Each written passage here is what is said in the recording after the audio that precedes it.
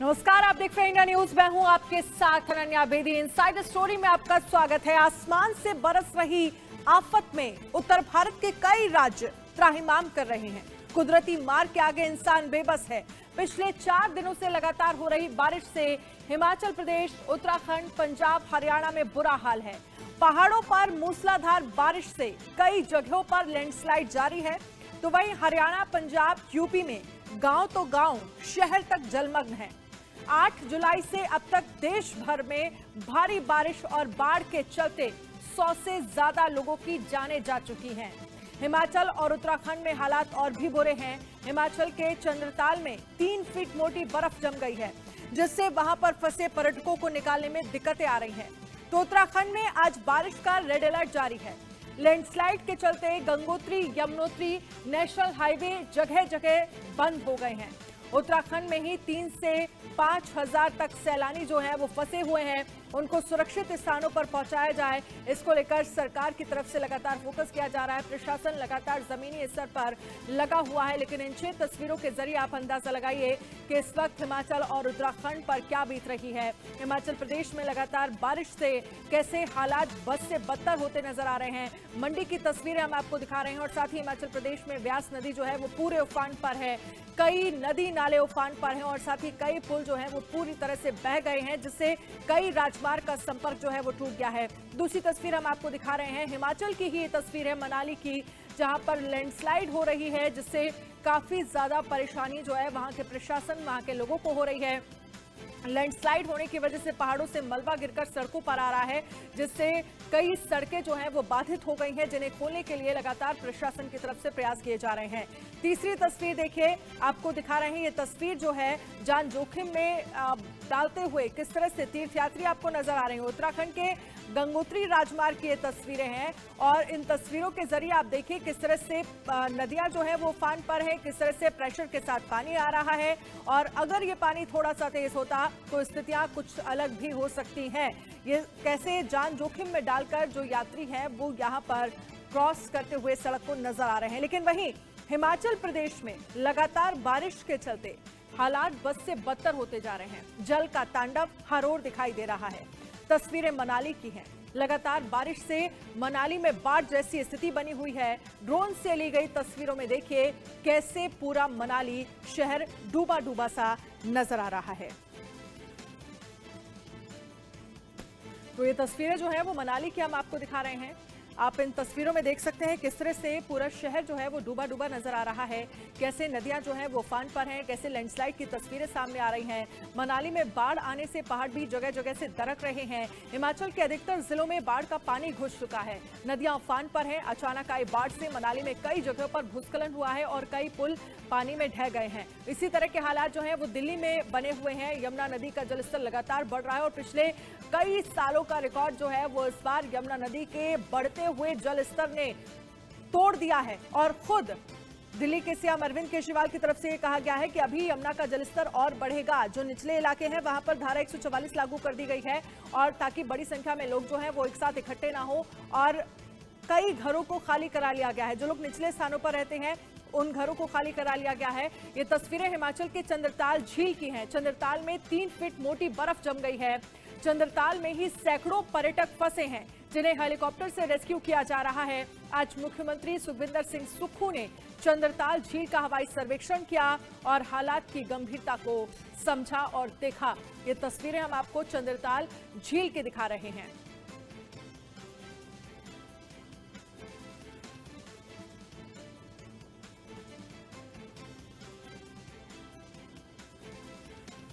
और इस वक्त हिमाचल में किस तरह के हालात बने हुए हैं, पहली तस्वीर का हम आपको दिखाएंगे और समझाएंगे। हमारे साथ हमारे संवाददाता हिमाचल से जुड़ गए हैं, कामेश्वर शर्मा शिमला से जुड़ गए हैं, अनुराग शर्मा सोलन से, प्रवीण कुमार देहरादून से हमारे साथ जुड़ गए हैं। सबसे पहले अनुराग, मैं आपके पास ही आ जाती हूँ और जरा समझना चाहेंगे कि इस वक्त हिमाचल प्रदेश में क्या कुछ हालात बने हुए हैं और आज खुद सीएम की तरफ से तमाम जो झीलें हैं, तमाम जो नदियां हैं, उनका जायजा लिया गया। क्या स्थिति वहां पर बनी है, क्या जानकारी आपको मिल रही है?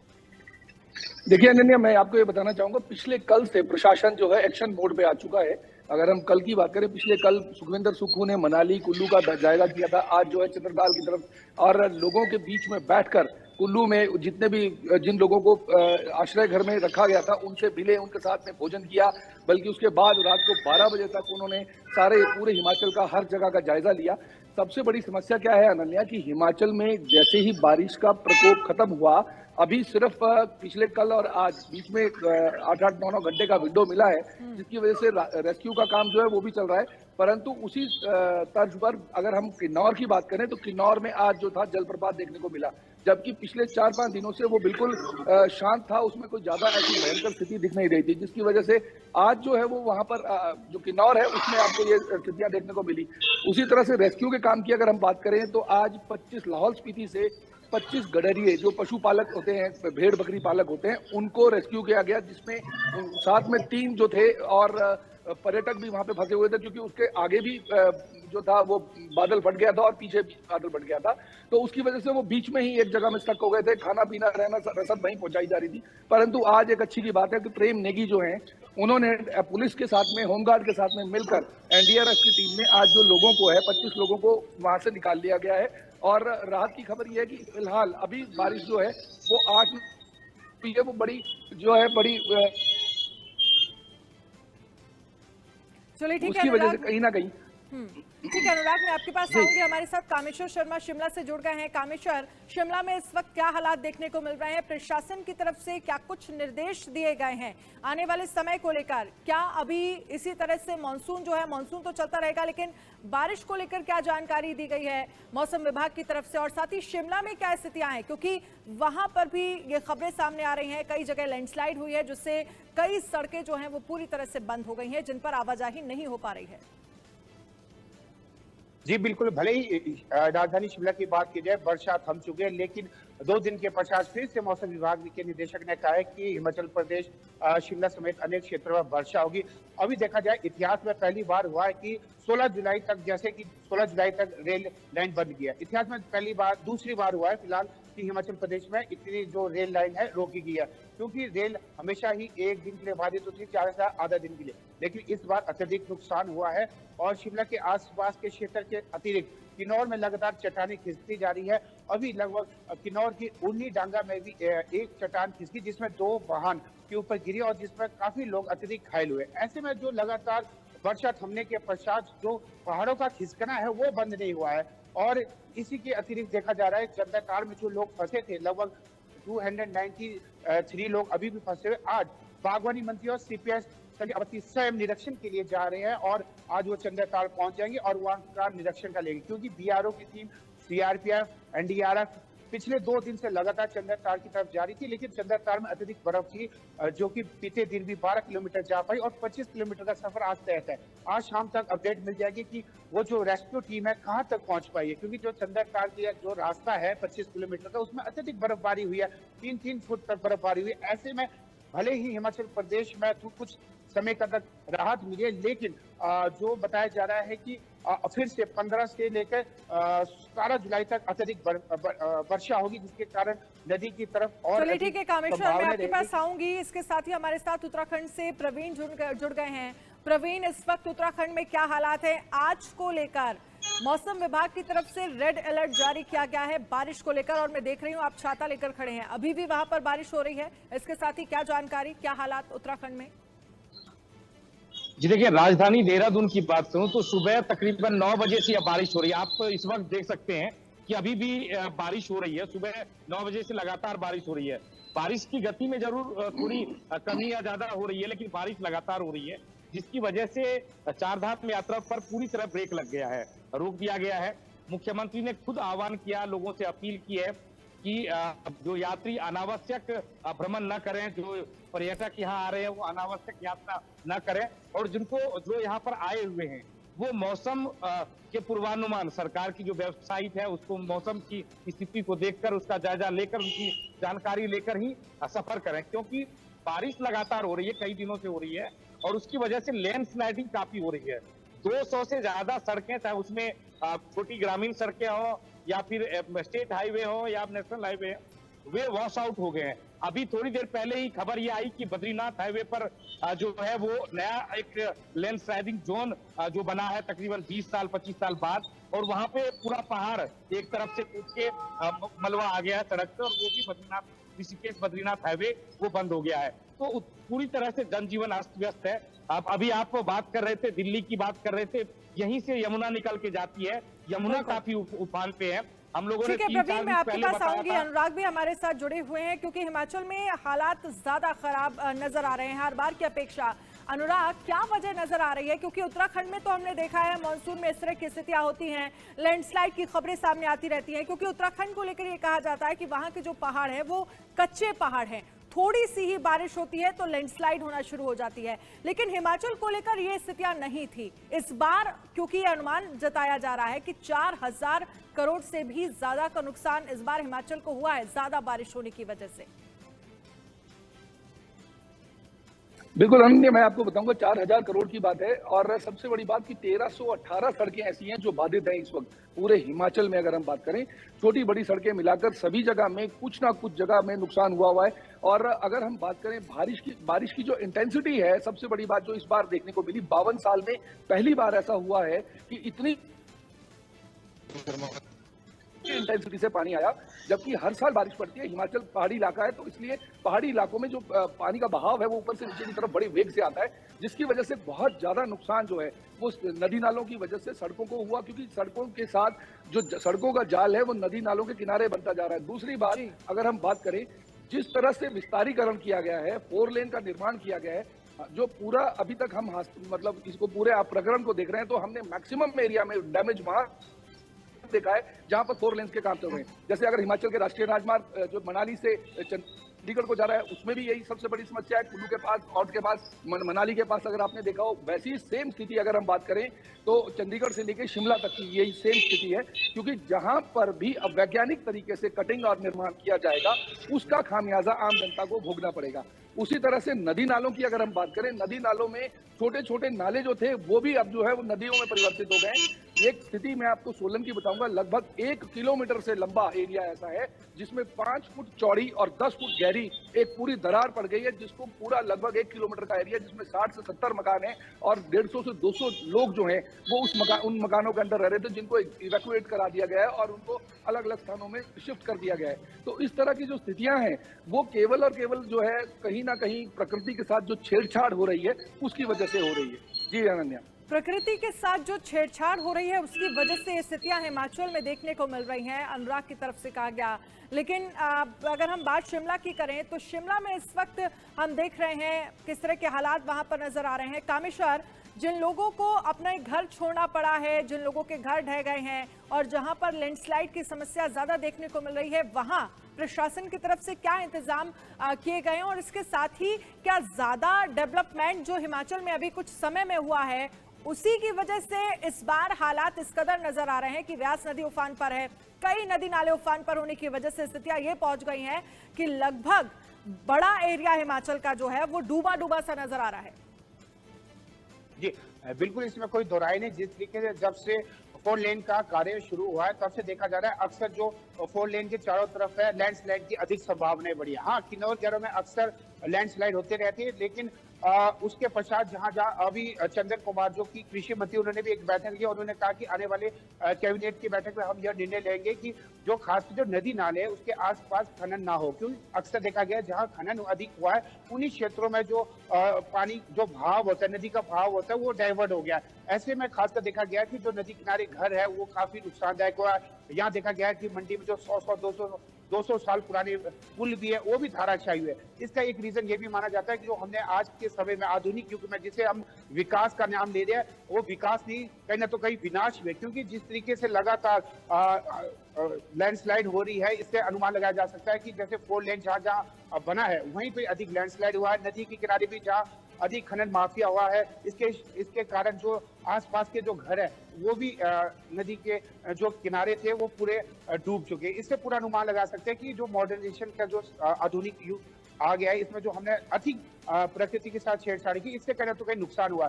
चंदन कुमार ने स्पष्ट रूप से कहा है कि आने वाले समय नदी के किनारे कोई भी छेड़छाड़ी नहीं की जाएगी, जो भू माफिया वहां पर सक्रिय होगा उसके ऊपर कड़ी से कड़ी कार्रवाई की जाएगी। इसके अतिरिक्त हिमाचल प्रदेश के अधिकांश, चलिए ठीक है कामेश्वर, मैं आपके पास आऊंगी, आप सभी मेरे साथ रहिएगा। लेकिन इसी बीच हिमाचल प्रदेश में कुदरत का कहर तो दिख ही रहा है। देवभूमि उत्तराखंड में भी हालात कुछ कम बुरे नहीं हैं।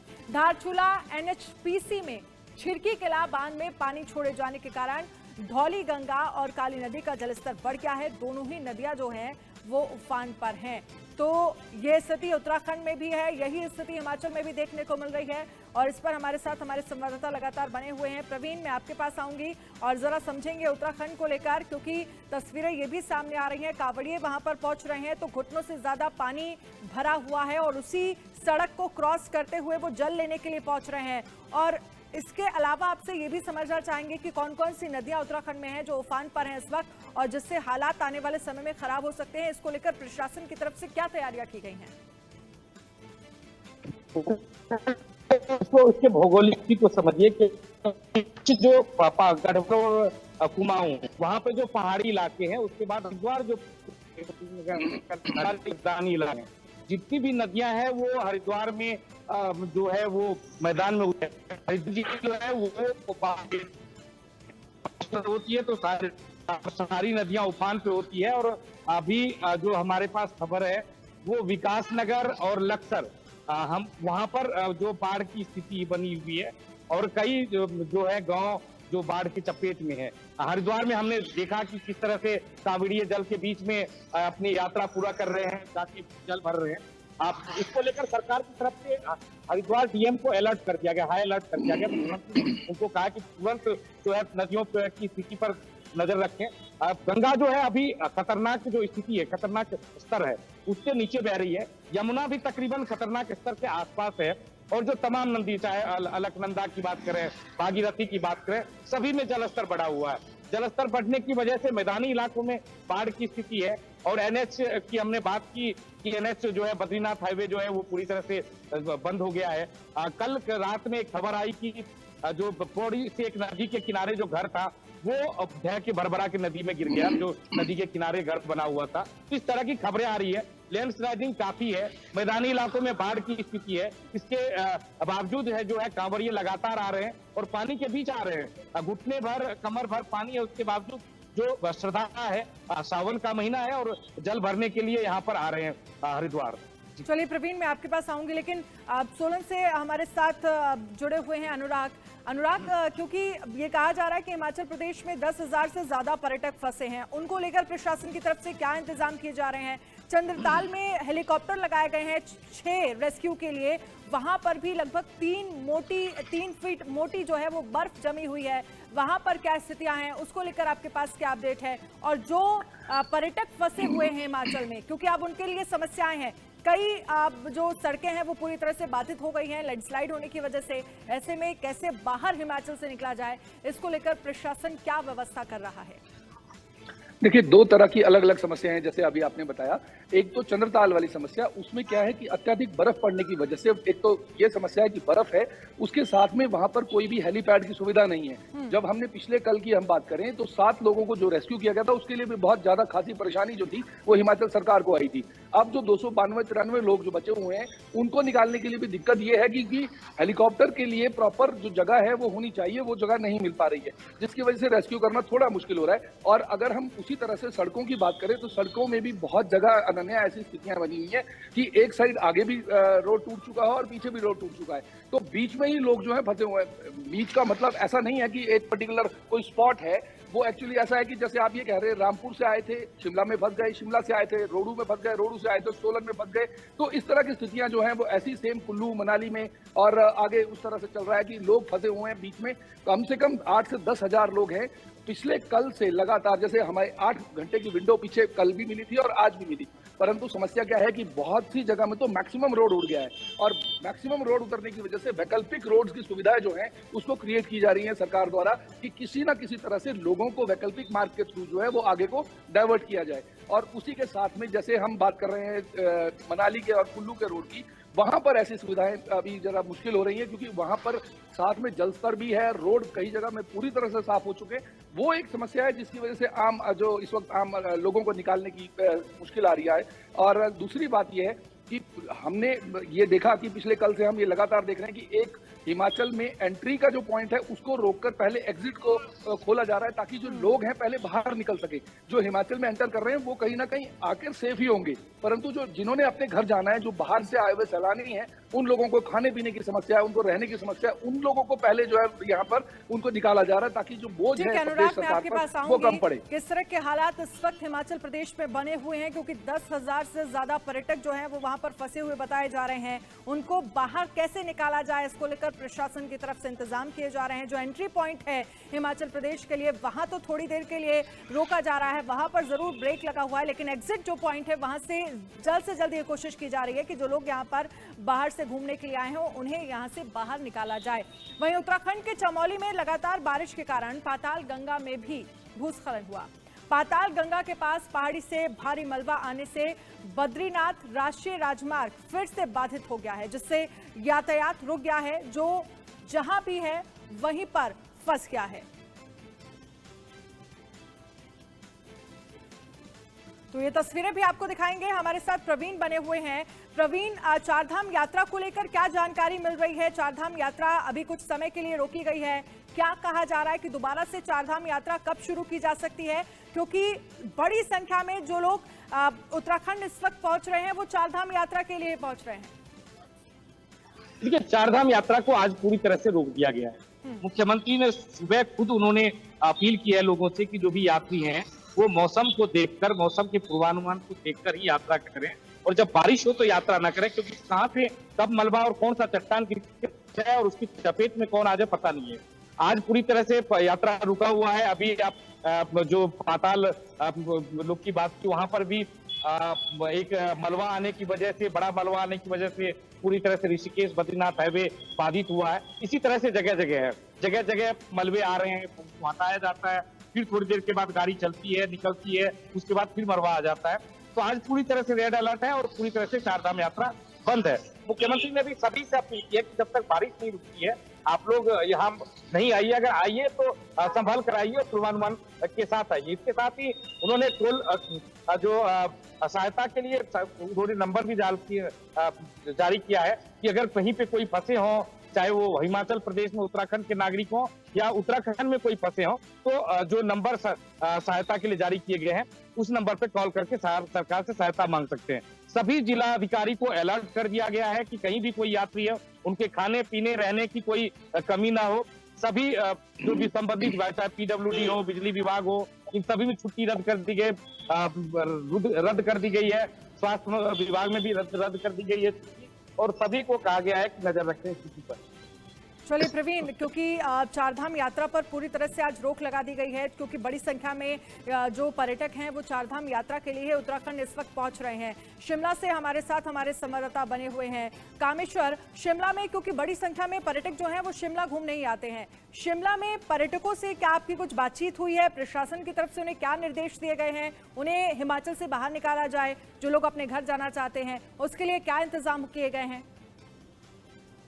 प्रशासन की ओर से सभी को यह एहतियात बरतने की सलाह दी है कि वह अभी फिलहाल हिमाचल प्रदेश में प्रवेश न करें, क्योंकि खासकर देखा जाता है शिमला, डलहौजी, मनाली एक ऐसे पर्यटक स्थल है जहां पर पर्यटक भारी तादाद में आ रहे हैं। ऐसे में तीनों उपायुक्त ने सभी को निर्देश दिया कि अभी पर्यटक यहाँ आए जब तक स्थिति सामान्य नहीं हो जाती, क्योंकि हिमाचल प्रदेश में लगातार हो रही वर्षा के बाद भले अभी वर्षा 2 दिन के लिए थम गई है, जल स्तर कम हो चुका है, लेकिन जो लैंडस्लाइड का क्रम है वो अभी भी जारी। आज भी देखा जा रहा है 5 से 10 जगह ऐसी है जहां पर लैंडस्लाइड हुआ, जहां सड़क मार्ग पूर्ण रूप से बाधित हुआ। ऐसे में प्रशासन की ओर से सभी पर्यटकों को यह सलाह दी जा रही कि वो हिमाचल प्रदेश में प्रवेश ना करें। और जो हिमाचल प्रदेश में पर्यटक है, अगर मनाली की बात की जाए तो मनाली से भी लगभग 5000 वाहन चंडीगढ़ की तरफ गए हैं। जो उपायुक्त ने जानकारी आज दी है कि जो 5000 पर्यटक थे उन्हें वापिस चंडीगढ़ की तरफ ले जाया गया, और खासकर जो प्राथमिकता है वो जो शिमला हो या मनाली हो या डलहौजी हो, जो पर्यटक यहाँ फंसे हैं उन्हें सबसे पहले बाहरी राज्यों को जाने के लिए प्राथमिकता दी जा रही है, और जो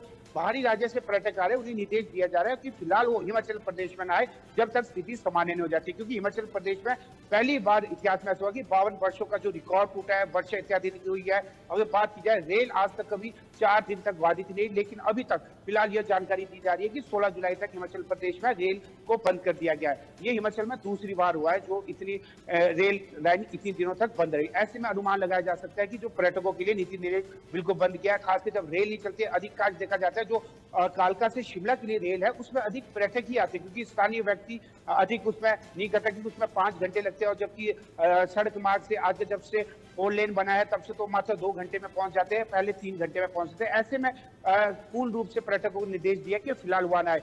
हिमाचल की स्थिति में अगर देखा जाए अत्यधिक विषय में आज लाहौल स्पीति के विधायक व आदिवासी प्रदेश अध्यक्ष रवि ठाकुर स्वयं फंस चुके थे। चलिए ठीक है कामेश्वर, आप नजर बनाए रखिएगा, क्योंकि आपने कहा कि 16 जुलाई तक ये अनुमान जताया जा रहा है कि बारिश, हालांकि आज वहां पर बारिश बंद है, लेकिन पिछले 4 दिनों में जिस कदर बारिश हुई है, क्या हालात हिमाचल प्रदेश में हो गए हैं। नदी नाले उफान पर हैं, लैंडस्लाइड की खबरें लगातार आ रही हैं, कई